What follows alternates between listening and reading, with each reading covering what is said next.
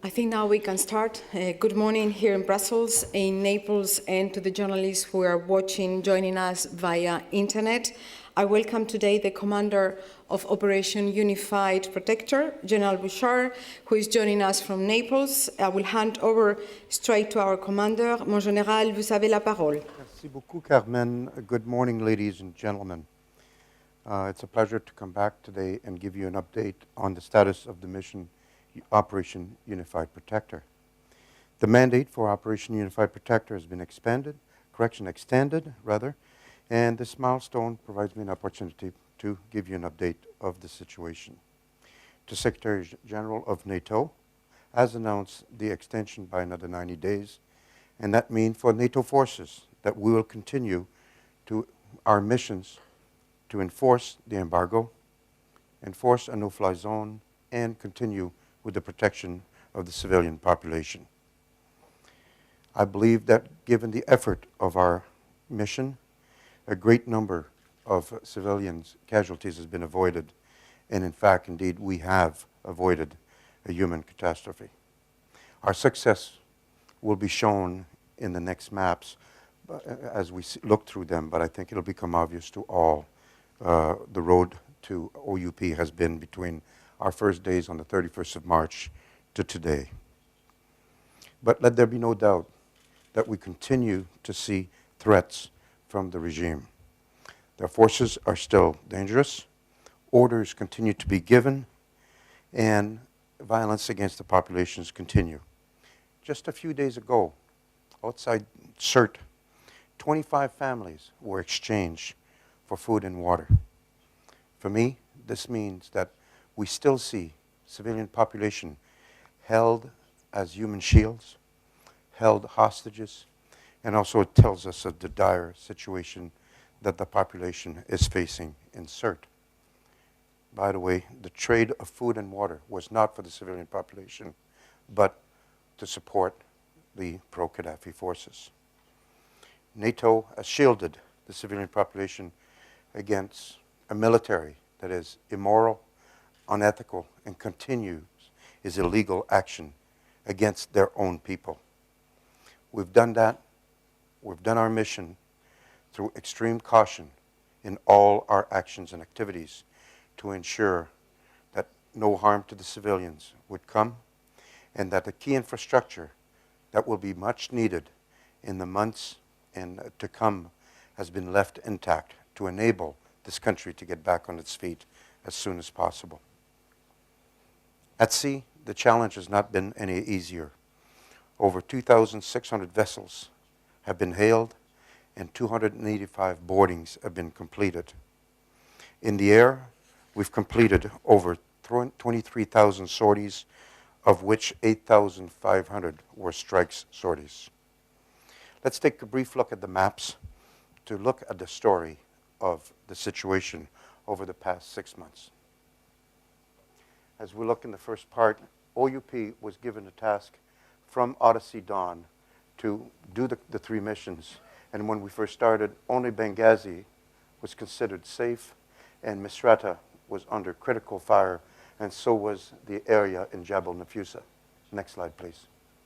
By May, extension had been completed, and Misrata continued to be under severe fire, but we were able to stop the advance and to stabilize the situation.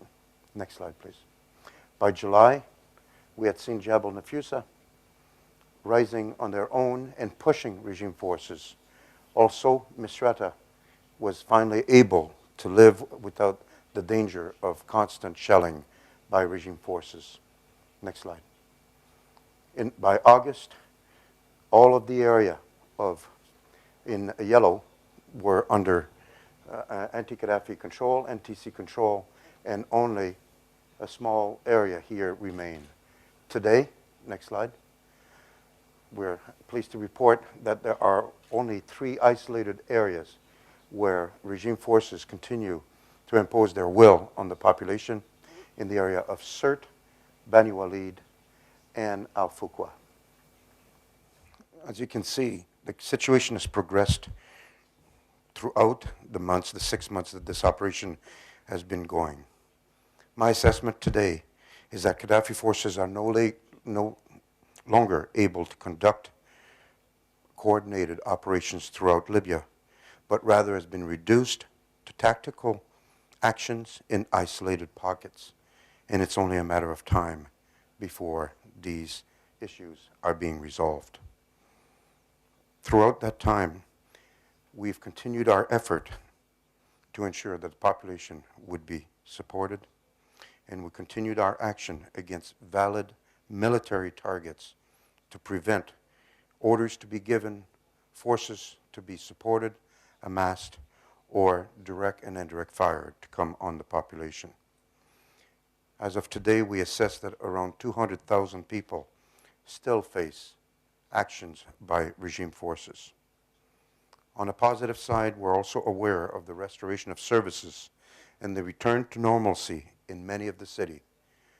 Misrata, Benghazi, Jebel Nafusa area, and indeed Tripoli are all returning back to normalcy, where rule of law and order has been restored. We also do not assess that a humanitarian crisis is looming, although we do acknowledge that some areas are at more risk than others. The new UN Resolution 2009 has been passed, and for us, it means no major change in the no-fly zone, as we will continue to maintain it. We will continue to deny permission to any aircraft to take off from Libya, land, or overfly Libya if the aircraft is suspected of containing items prohibited by the United Nations Security Council Resolution 1970.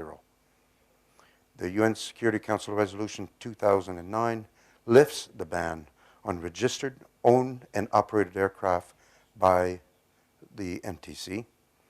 And I want to stress, however, that the no-fly zone is still in effect and that NATO continues to manage the airspace in the surrounding area and over Libya. The arms embargo has been relaxed so that certain categories of arm and related material of all type, including technical assistance, training, financial, and other assistance, are permitted entry into the area. We also welcome the appointment of Mr. Martin as the United Nations Secretary General Representative to Libya. From our perspective, then, we will maintain our vigilance and strong posture to protect civilian population. We will continue to enforce the no-fly zone and the arms embargo, and we will continue to do so with professionalism, dedication, and extreme care in all our activity. Finally, as stated by the Secretary General of NATO, we will not do this one day longer than needed. I think in closing, I would like to thank the men and women who are serving together on Operation Unified Protector. They represent their nation with pride, and they do it with professionalism. We have a great team of 28 nations and 4 partners united to this cause. In particular, I would also like to thank the Italian government for providing us basing rights in the area and strong support in our kinetic operations.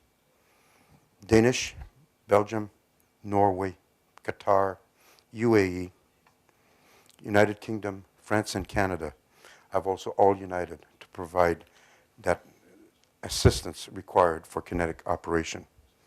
The support of the United States has been critical in providing us capacity and specialized capability to conduct this mission. But at the end of the day, this is a victory for the people of Libya. We've shaped the environment to help them achieve their objective, to stop organized and state-sponsored violence against the population of Libya, to create an environment for diplomacy and democratic dialogue, and finally and ultimately to enable the people of Libya to decide for themselves their own future. This mission is not over by any means, but it's certainly progressing in accordance with our campaign plan and is progressing well. This completes my remarks, and I'll pass the mic back to Carmen for comments.